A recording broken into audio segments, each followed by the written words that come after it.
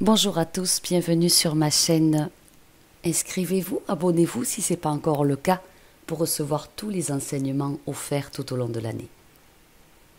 Comment Jésus peut être Dieu et assis à sa droite?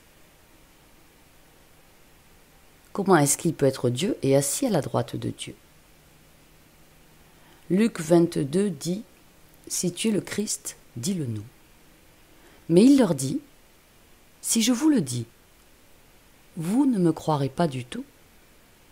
Et si je vous le demande aussi, vous ne me répondrez pas du tout, ni me laisserez partir.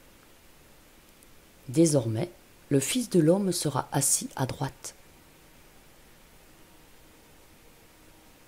Les Éphésiens 1:20. Il a opéré en Christ lorsqu'il l'a ressuscité des morts et l'a fait asseoir à sa droite dans des lieux célestes.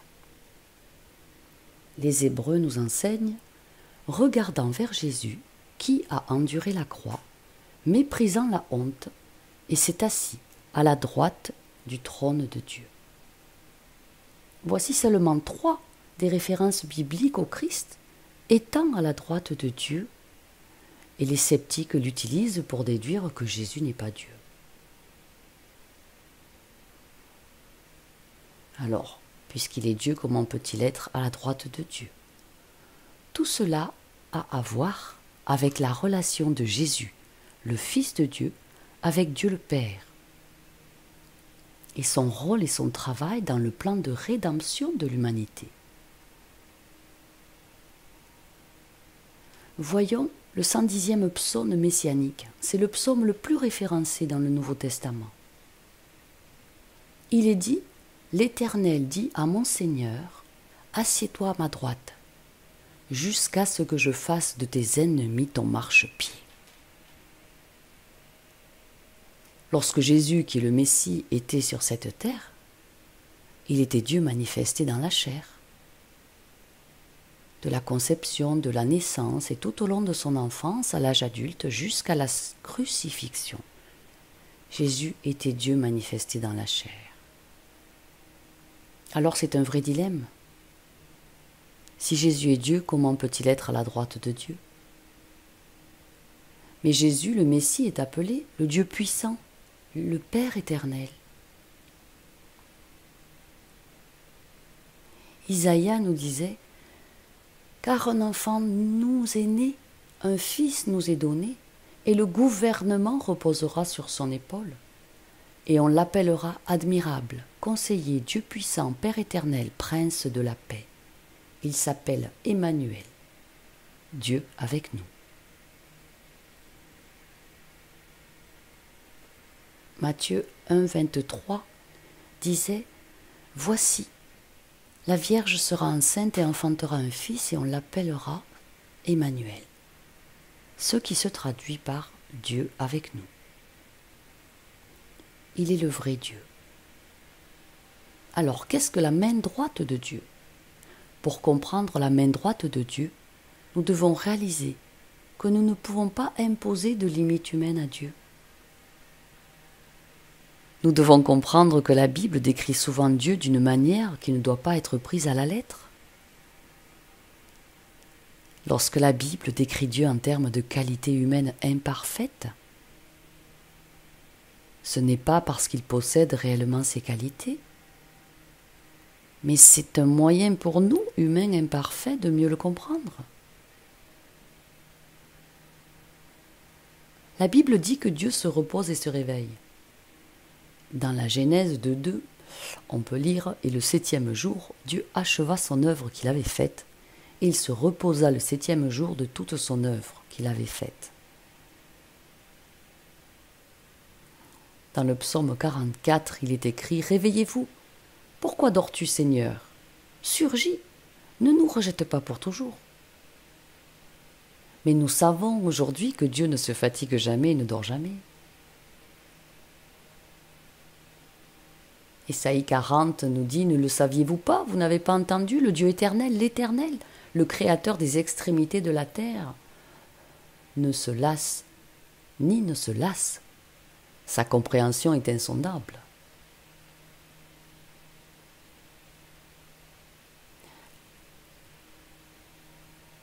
Jérémie 23, 23.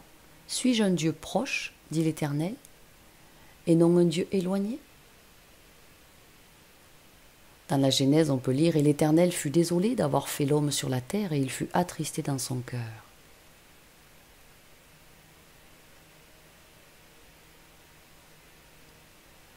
La Bible utilise également un autre langage figuratif.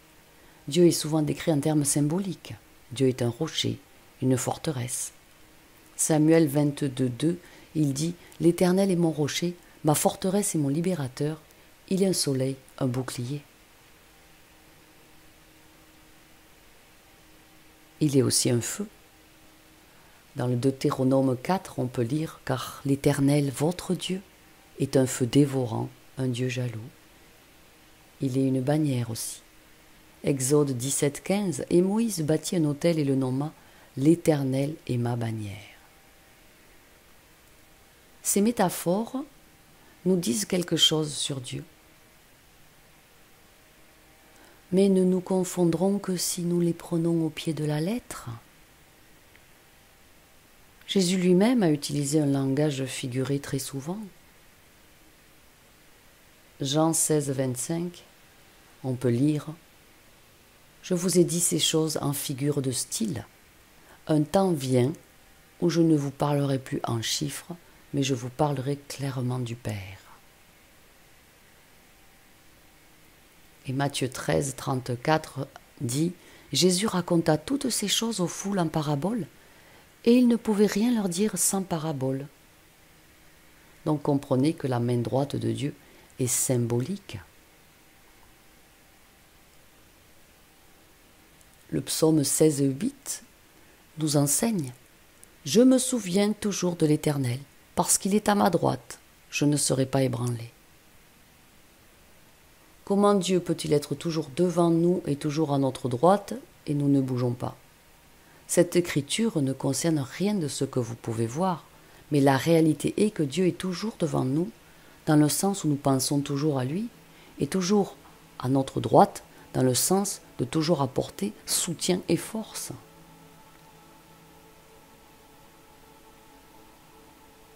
Il y a d'autres passages où la référence à la main ou au bras droit est symbolique, tout comme la main ou le bras droit de Dieu.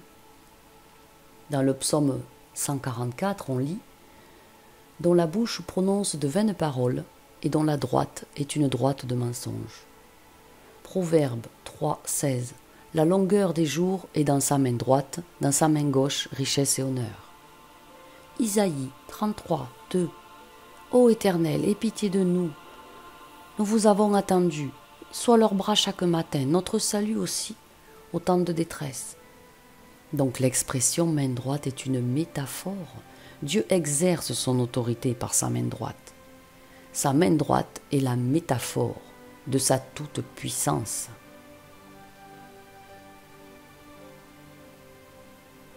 L'expression main droite n'est pas à prendre littéralement mais symboliquement quand on parle de Dieu tout-puissant.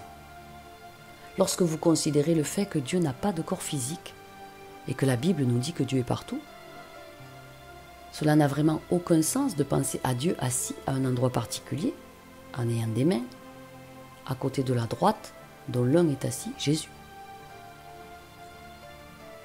Et quand on considère la doctrine chrétienne, elle nous dit que le Père et le Fils, tout en étant deux personnes, sont un en essence et en être. Alors cela n'a pas de sens de les penser assis côte à côte.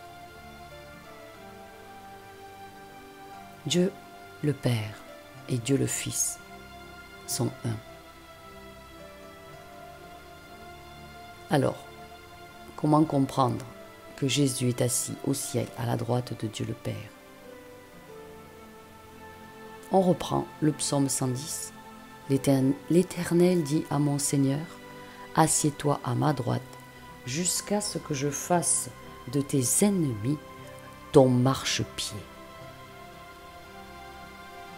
Lorsque le roi David a écrit ce psaume, il parlait du fait que, de son temps, les lieux où les gens étaient assis en relation avec le roi étaient très importants.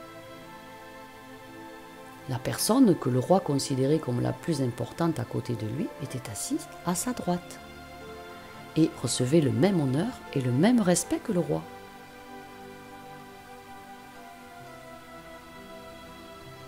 Le psaume a prophétisé que Jésus devait avoir tout pouvoir.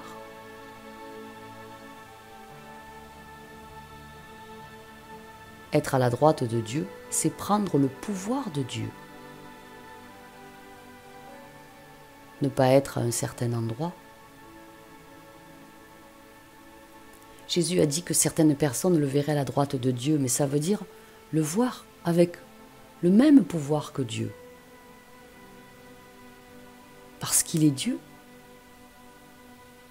Il n'y a pas deux trônes dans le ciel avec Dieu le Père assis sur l'un et Jésus le Fils de Dieu assis sur l'autre, à sa droite.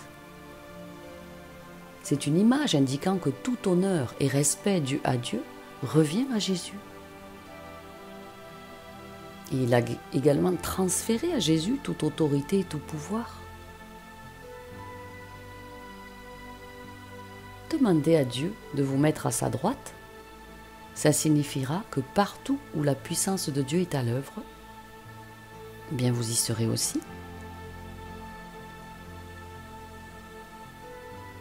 Et être partout, c'est l'omniprésence et c'est un attribut de Dieu uniquement.